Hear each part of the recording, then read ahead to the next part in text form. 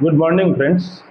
આપણી YouTube channel ગણિત વિજ્ઞાન ગુરુમાં આપ સર્વનું સ્વાગત છે. મારું નામ વેગડા કુલદીપ. હું શ્રી કાંસાબળ પ્રાથમિક શાળામાં ગણિત વિજ્ઞાન શિક્ષક તરીકે ફરજ બજાવું છું. આપણા આ વિડીયો બનાવવાનો મુખ્ય હેતુ તો માત્ર ને માત્ર એટલો જ છે કે મારા વિદ્યાર્થીઓ જે આનાથી શીખે અને અન્ય વિદ્યાર્થીઓને પણ આનો લાભ મળે. કારણ કે હવે ગવર્મેન્ટે દરેક શાળાઓમાં સ્માર્ટ ટીવી આપી જ દીધા છે, જેથી કરીને એક શિક્ષકની ગેરહાજરીમાં પણ વિદ્યાર્થી છે એ સતત શીખતો રહે.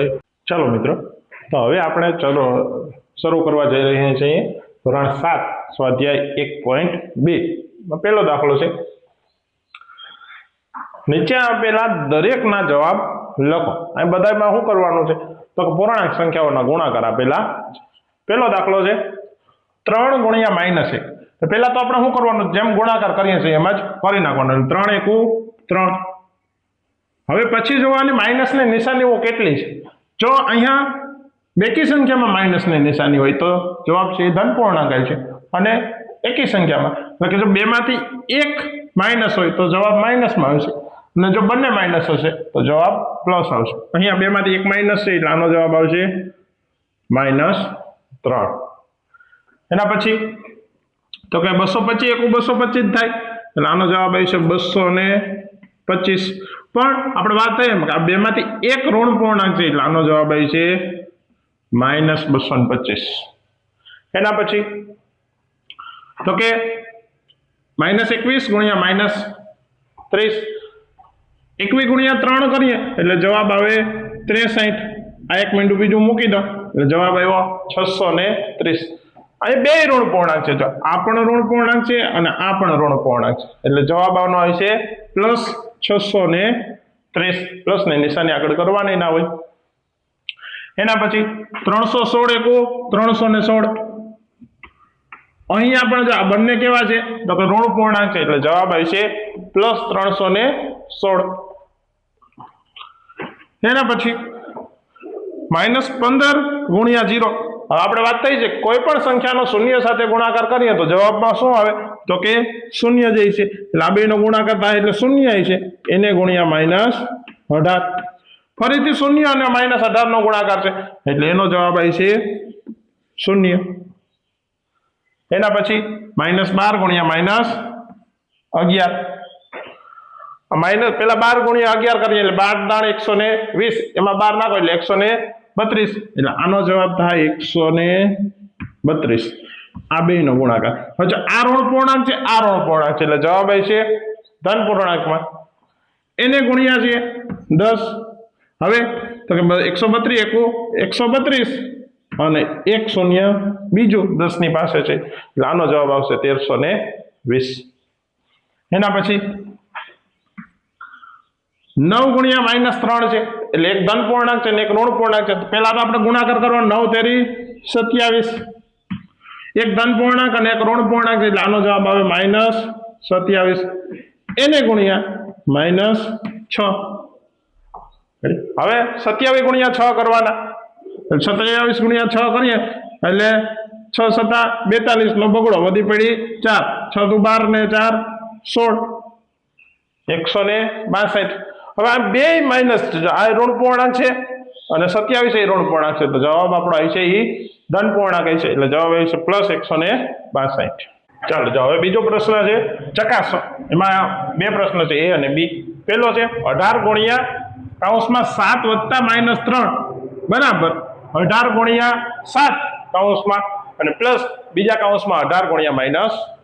એટલે આપણે આ શીખી જ ગયા છે. આ શું છે તો કે આ ગુણાકારનું સરવાળા પર વિભાજન કરેલું છે. આનો ગુણધર્મ છે ગુણાકાર પૂર્ણાંક સંખ્યાઓ માટે ગુણાકારનું સરવાળા પર વિભાજન. હવે ચકાસવામાં શું છે કે આપણે બંને બાજુ જો જવાબ સરખો આવે તો આપણે એવું કહી શકીએ કે ગુણાકારનું સરવાળા પર વિભાજન કરતા બંનેના જવાબ સમાન આવે છે. તો જોઈએ આપણે બંનેના જવાબ સમાન આવે છે કે તો કે પહેલા તો અહીંયા કૌંસ ખોલશું એટલે આ 18 ગુણ્યા અહીંયા હોય છે 7 + -3 છે એટલે એક ધન પૂર્ણાંક છે. પહેલા તો આ 7 એમને આ પ્લસ માઇનસ તો કે માઇનસ થાય એટલે -3 આવ્યા. હવે 18 ગુણ્યા 7 માંથી 3 જાય એટલે વધે કેટલા તો કે 4. હવે 18 અને 4 નો ગુણાકાર કરીએ એટલે 18 ચોકુ 72. હવે આનો જવાબ આપણને મળ્યો છે 72. હવે જો આ બાજુનો જવાબ એ આપણને 72 મળે તો આપણે કહી શકીએ કે બંને યોગ્ય છે. પહેલા તો 18 ગુણ્યા 7, 18 સત્તા 126, 18 ગુણ્યા -3 છે એટલે એક પહેલા તો ગુણાકાર કરવાનો, 18 તેરી 54. હવે એક ધન પૂર્ણાંક છે, એક ઋણ પૂર્ણાંક છે એટલે બેની થશે એટલે એક અહીંયા આવશે -54. એક ધન પૂર્ણાંક હોય અને એક ઋણ પૂર્ણાંક હોય ગુણાકારમાં એટલે જવાબ આવશે -54. હવે તો કે આ +126 છે અને આ -54 છે એટલે શું થાય તો કે આ 126 એમ આ પ્લસ માઇનસ -54. હવે 126 માંથી 54 કાઢીએ, 6 માંથી 4 જાય એટલે 2, 5 માંથી 2 માંથી 5 ન જાય એટલે 10 કો લેવો પડે એટલે 12 માંથી 5 કાઢીએ તો 7. આનો જવાબ આવે 72. એટલે 72 ને 72 બેનો જવાબ સમાન આવે છે. હવે બીજા દાખલામાં છે બી. આમાં ચકાસણી કરવાની છે કે -21 ગુણ્યા કૌંસમાં -4 વત્તા -6 બરાબર પહેલા કૌંસમાં 21 ગુણ્યા -4 વત્તા 21 ગુણ્યા -6 ગુણાકારનો સરવાળો કરો, વિભાજન જ છે અહીંયા પણ. તો જોઈએ પહેલા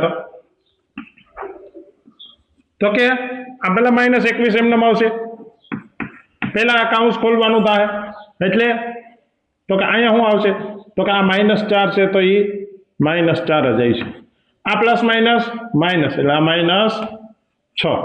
હવે તો કે -21 ગુણ્યા આ ઋણ પૂર્ણાંક છે, આ ઋણ પૂર્ણાંક છે, જો બંને ઋણ પૂર્ણાંક હોય તો શું થાય તો કે સરવાળો થાય એટલે અહીંયા આવશે 6 ને 4 10. મોટો આંકડો 6 છે તો એની નિશાની આવી છે એટલે અહીંયા આવી છે -10.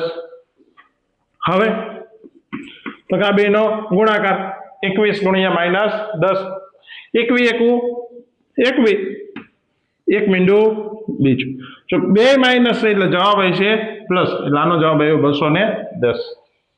હવે અહીંયા પેલા આ કૌંસ ખોલશો પછી આ કૌંસ ખોલશો પછી બેનો સરવાળો એટલે 21 ચોક 21 ગુણ્યા 4 કરીએ એટલે એ આવે 84. આ 2 માઇનસ છે એટલે જવાબ આવે છે +84 પ્લસ 21 છક તો કે એ થાય 126.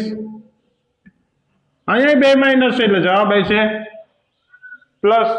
હવે આ બેનો સરવાળો 6 ને 4 10 ની 0 વધી પડી 1, 8 ને 2 10, 10 ને 1 11 નો એકડો વધી પડી 1, 1 ને 1 2 એટલે જવાબ આનો આવ્યો 210.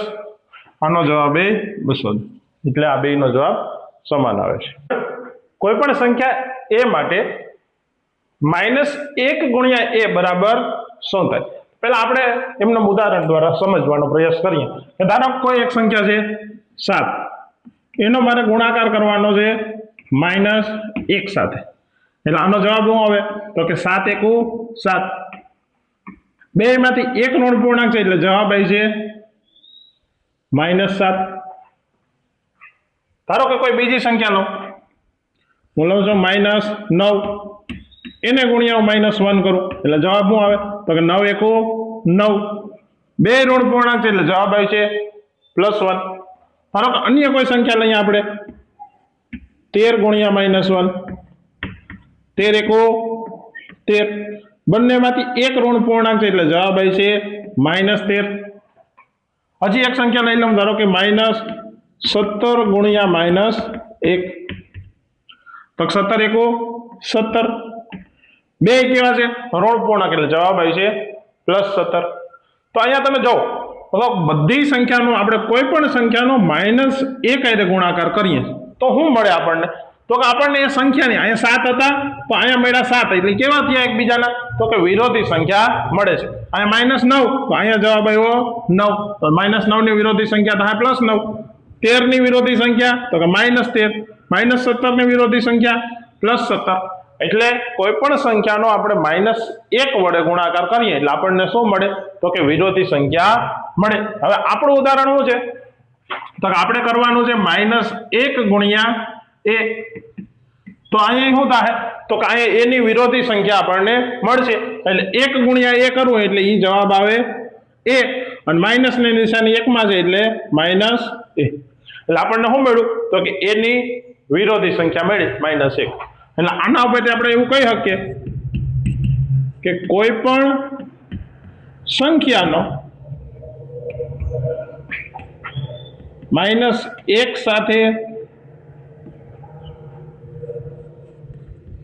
ગુણાકાર કરતા